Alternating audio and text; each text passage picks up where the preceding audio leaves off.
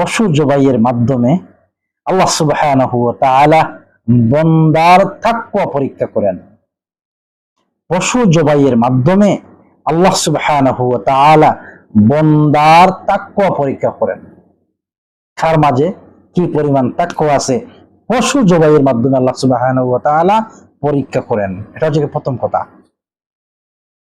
আল্লাহ সুবহানাহু ওয়া তাআলা কুরবানির বিধান প্রত্যেক জাতির কাছে, প্রত্যেক নবীর উম্মতের কাছে এই বিধানটুকু দিয়েছেন, কুরবানির বিধান। আল্লাহ বলছেন, ওয়ালিকুল্লি উম্মাতিন জাআলনা মানসাকাল লিয়াযকুর ইসমাল্লাহ। প্রত্যেক উম্মতের নিকট আল্লাহ সুবহানাহু ওয়া তাআলা এই বিধানটুকু দিয়েছেন, তারা যেন লিয়াযকুর ইসমাল্লাহ, আল্লাহর নামে জবাই করে, আল্লাহর নামে কুরবানি করে, আলা মা রাযাকাকুম মিন বাঈমাতিল আনআম। চার পাওয়ালা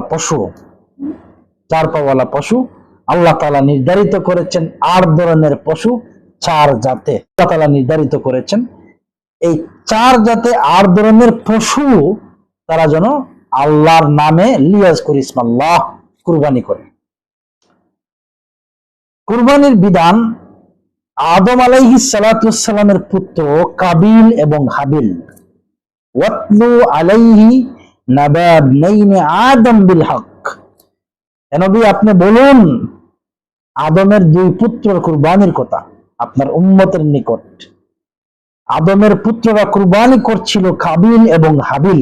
তখনকার সময় কার কুরবানি কবুল হতো, কার কুরবানি কবুল হতো না দেখা যেত। যার কুরবানি কবুল হতো তার কুরবানিটা আকাশ থেকে আগুন এসে জ্বালিয়ে দিত। কুরবানি কবুল হলে দেখা যেত।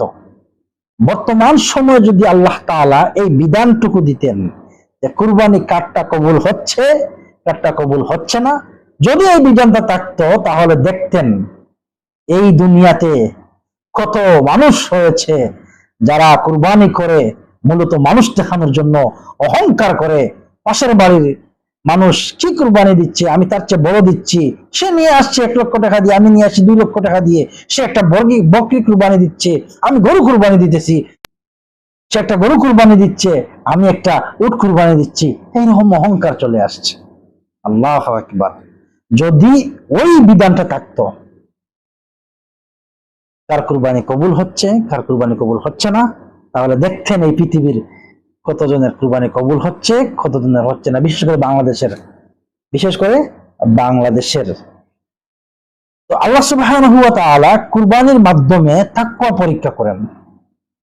আল্লাহ তাআলার কাছে কুরবানির পশুর লা ইয়ানালুল্লাহা লুহুমুহা ওয়ালা দিমাউহা ওয়ালাকিন ইয়ানালুহুত তাকওয়া। আল্লাহ সুবহানাহু ওয়া তাআলার কাছে কুরবানির পশুর কোনো কিছু গিয়ে পৌঁছে না, না পৌঁছে গোশত, না পৌঁছে কলিজি, না পৌঁছে পশুর রুম, কোনো কিছু গিয়ে পৌঁছে না। ওয়ালাকিন ইয়ানালুহুত তাকওয়া। আল্লাহ সুবহানাহু ওয়া তাআলার কাছে শুধুমাত্র তাকওয়াটুকু পৌঁছে। কার মাঝে কি পরিমাণ তাকওয়া আছে আল্লাহ সেইটুকু পরীক্ষা করেন কুরবানির মাধ্যমে। অতএব আমি মনে করি আপনি নিজে জবাই করেন কুরবানির পশু, যদি আপনার সাধ্যটাকে উট দিয়ে কুরবানি করেন, যদি সাধ্য তার চেয়ে কম থাকে আপনি গরু দিয়ে কুরবানি করেন, তার চেয়ে কম আছে আপনি বকরি দিয়ে কুরবানি করেন, তার চেয়ে সাধ্য কম আছে আপনি মেরামেরি দিয়ে কুরবানি করেন, বাগে সহজে আপনার এত তাড়াতাড়ি ভাগে যাবেন না। নিজে কুরবানি করার চেষ্টা করেন। লিয়াযকুর ইসমাল্লাহ আলা মা রাযাকাকুম মিন বাঈমাতিল আনআম। এটা আমি মনে করি, কিন্তু বাগে কুরবানি দেওয়া জায়েজ রয়েছে, এটা সমস্ত আলেমদের ঐক্যমতে। তবে আমি মনে করি উত্তম হচ্ছে গিয়ে নিজের পশুটা কুরবানি করা, পশু জবাইয়ের মাধ্যমে আল্লাহ সুবহানাহু ওয়া তাআলা তাকওয়া অর্জন করা। এরপরে কুরবানিটা এমন একটা বিষয়, দেখেন আল্লাহ সুবহানাহু ওয়া তাআলা ইব্রাহিম আলাইহিস সালাতু ওয়াস সালামকে এই কুরবানি দিয়েই পরীক্ষা করেছিলেন। এবং ইব্রাহিম আলাইহিস সালাতু ওয়াস সালাম যখন ইসমাঈলকে কুরবানি করবেন শুইয়ে দিলেন, তখনও কিন্তু আল্লাহ সুবহানাহু ওয়া তাআলা ইসমাঈলের বদলে একটা দুম্বা পাঠালেন। তার মানে ছোট বড় যে কোনো একটা পশু দিয়ে কুরবানি করা যাবে। ইব্রাহিম আলাইহিস সালাতু ওয়াস সালামকে পরীক্ষা করলেন, বৃদ্ধ বয়সে ইব্রাহিম আলাইহিস সালাতু ওয়াস সালাম সন্তান পেলেন ইসমাঈলকে। বৃদ্ধ বয়সে ইসমাঈলকে পেলেন।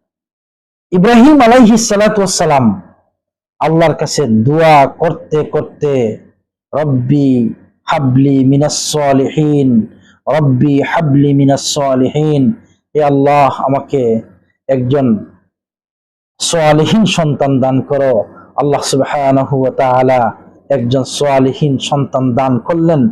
যখন বাবার সাথে চলাফেরা করার মতো বয়স হয়ে গেল, তখন আল্লাহ সুবহানাহু ওয়া তাআলা অর্ডার করলেন সন্তানকে কুরবানি করার জন্য। ফালাম্মা বালাগা মা'হু সাই ক্বালা ইয়া বুনাইয়া ইন্নী আরা ফিল মানাম আন্নী আযবাহুকা ফানজুর মাযা তারা। ইব্রাহিম আলাইহিস সালাতু ওয়াস সালাম সন্তানকে বলছেন, হে আমার কলিজার টুকরা সন্তান, আমি স্বপ্নে দেখেছি আন্নী আযবাউকা, আমি তোমাকে জবাই করতেছি, তোমার মতামত কি? ইব্রাহিম আলাইহিস সালাতু ওয়াস সালামের সন্তান ইসমাঈল আলাইহিস সালাতু ওয়াস সালাম বলছেন, ক্বালা ইয়া আবাতি ইফআল মা তু'মারু সাতাজিদুনি ইনশাআল্লাহু মিনাস সাবিরিন। হে আমার পিতা, আল্লাহ আপনাকে যেই হুকুমটা করেছেন আপনি সেই হুকুম বাস্তবায়ন করেন, আপনি আমাকে কুরবানি করেন। দেখেন, যেমন বাবা তেমন ছেলে। আল্লাহ সুবহানাহু ওয়া তাআলা কুরবানির মাধ্যমে ইব্রাহিম আলাইহিস সালাতু ওয়াস সালামকে পরীক্ষা করেছেন, ইসমাঈল আলাইহিস সালাতু ওয়াস সালামকে পরীক্ষা করেছেন। কুরবানি এমন একটি বিষয়, আল্লাহ সুবহানাহু ওয়া তাআলা বলছেন যে ইন্না আ'তাইনাকাল কাউসার ফাসাল্লি লিরাব্বিকা ওয়ানহার। আল্লাহ সুবহানাহু ওয়া তাআলা সূরা কাউসারের মধ্যে বলছেন তোমরা কুরবানি করো। কুরবানি এমন একটি বিষয়, ইন্নাস সালাতি ওয়া নুসুকি ওয়া মাহইয়ায়া ওয়া মামাতি লিল্লাহি রাব্বিল আলামিন। আমার জান, আমার মাল, আমার সালাত, আমার কুরবানি সবটুকু লিল্লাহি রাব্বিল আলামিন, আল্লাহ সুবহানাহু ওয়া তাআলার জন্য। অতএব ভাই ও বোনেরা, কুরবানি করবেন। সাধ্য যদি থাকে বড় পশু দিয়ে কুরবানি করেন, সাধ্য যদি কম থাকে ছোট পশু দিয়ে কুরবানি করেন, কুরবানি করবেন ইনশাআল্লাহ। আল্লাহ সুবহানাহু ওয়া তাআলা যেন আমাদেরকে কুরবানি করার তৌফিক দান করেন। আল্লাহুম্মা আমিন। আসসালামু আলাইকুম ওয়া রাহমাতুল্লাহি ওয়া বারাকাতুহু।